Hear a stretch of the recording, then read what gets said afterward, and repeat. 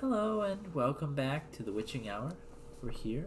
I hope you're all having a nice, cozy autumn, enjoying yourself, having a good time, and that you're following along with these daily videos. I hope you're enjoying them. Some of them have been kind of long lately, and I'm trying to keep them mostly short. But some of the ideas we have for the upcoming videos will be a little bit longer and stuff. Playing some more classic games, but also playing just kind of whatever we feel like. A lot of these trying to keep these short, playing these fun itch games. I got a nice little short, fun itch game for you today.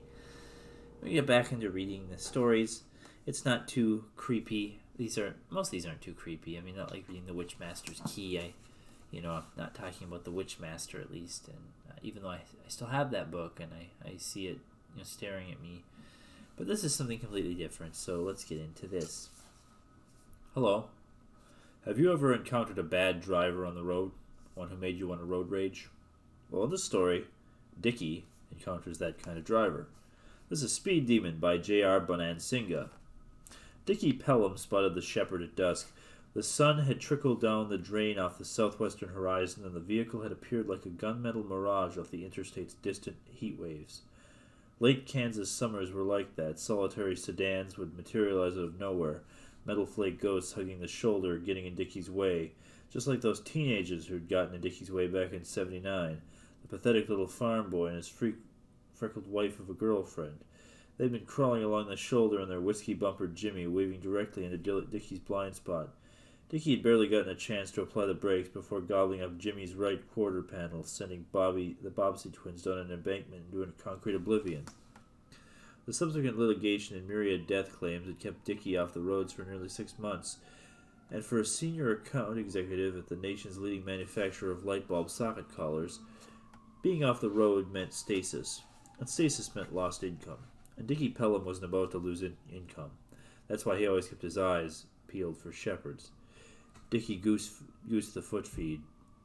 A quarter mile away, the shepherd's tail end coalesced, a liquid mercury shadow metamorphizing into a raven black El Camino.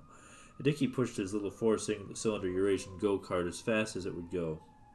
In the closing distance, the El Camino kept screaming along, inhaling the pavement, clocking at something near 3 digits. Hot damn, Dickie thought to himself, a gearhead. Gearheads were the best shepherds. Dickie had discovered the process back in the 70s, around the advent of the double nickel speed limit. Hardwired on truck stop Java, juiced up on cheap methadrine and impossible schedules, Dickie started latching onto errant hot rodders, tooling along at 90 miles an hour. Ducking into the slipstream behind the Speed Demon's bumper, always staying a couple car lengths loose, Dickie could tag along for miles without fearing reprisals from the local county mounties. The hot rodder became Dickie's shepherd into the promised land of higher productivity, more accounts, and very few speeding tickets. And no goddamn dead farm kids, no matter how innocent or freckled they might have been, were going to haunt Dickie's memories. Haunted memories only slowed a person down, and slowing down meant, well, you get the idea. Dickie glanced at the speedometer and felt a stomach lurch. The needle was pinned. For Christ's sake, pinned. 120 miles per hour. Impossible.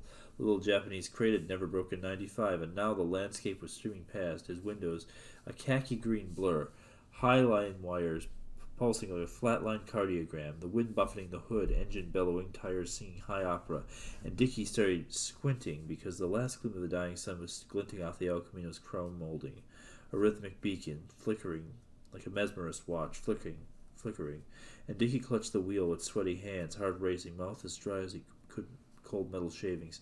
In the final moments he wanted to pull away, he wanted to let up on the gas, fall back, give up on setting this insane land speed record, but something about that flicker off the El Camino's bumper kept him glued to the Speed Demon's rear end, a poison pinhole in Dickie's brain, setting magnesium-bright tendrils of revelations in the dark recesses of his mind. His guilt, his shame. He didn't realize the El Camino had drifted several feet toward the shoulder until it was too late. The Speed Demon swerved suddenly back into the road, revealing the overpass directly in Dickie's path. And all that Dickie could do was open his little mouth to shriek, a shriek that would never come, as his little car rolled off in the massive concrete rampart.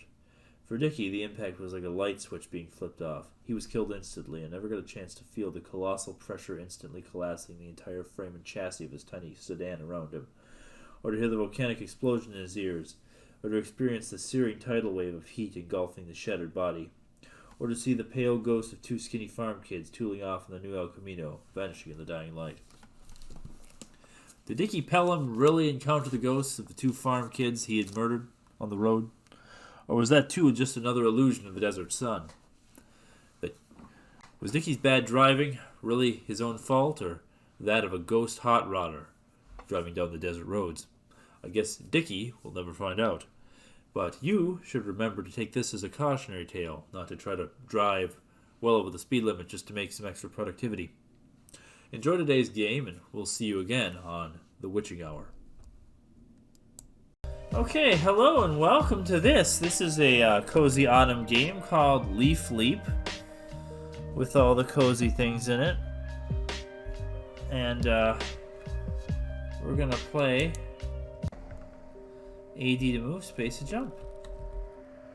Okay, you can like jump way high. We hear this girl skating through her neighborhood. Am I supposed to get these packages? No, they slow me down. I guess this is just very cozy. Yeah, oh. There's a spooky ghost, I saw that. Yeah, this game also likes to drop the bass. There's pumpkins. I guess I'm moving pretty fast because everything's kind of flying by. But the way the controls are, it feels very stiff. I guess she's listening to lo-fi beats to roller skate down the sidewalk too.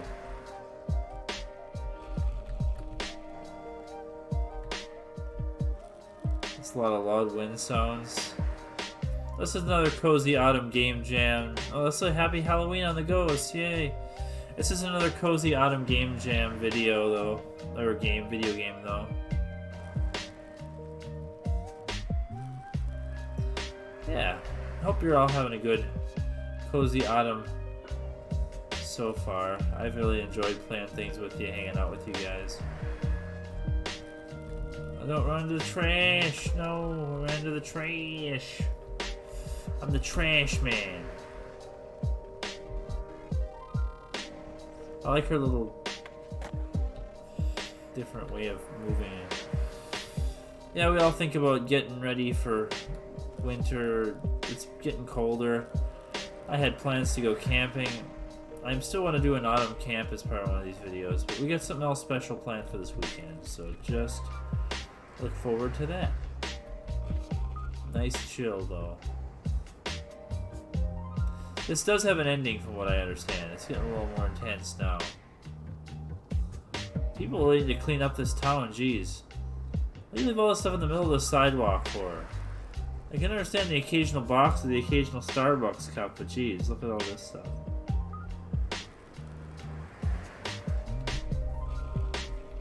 There's also billboards for Starbucks, apparently. The trash bag is moving with us. It's sliding down. It's the haunted trash bag. Probably the haunted trash bag from whatchamacallit. Sorry, we are open. Wait, are the obstacles just invisible now?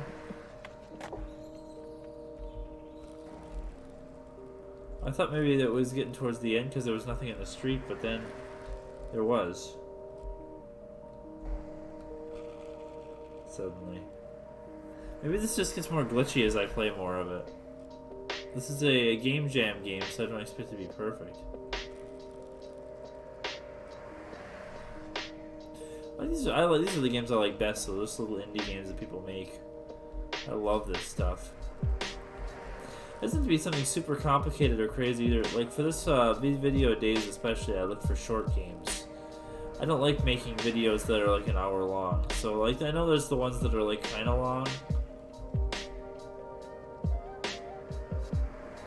I wish I could do these at another time of the year. It was fun doing it for this and fun doing it for Advent.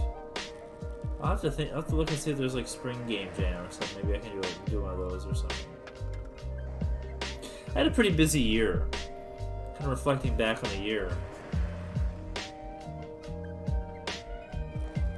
So like thinking about all the stuff that I did in my year.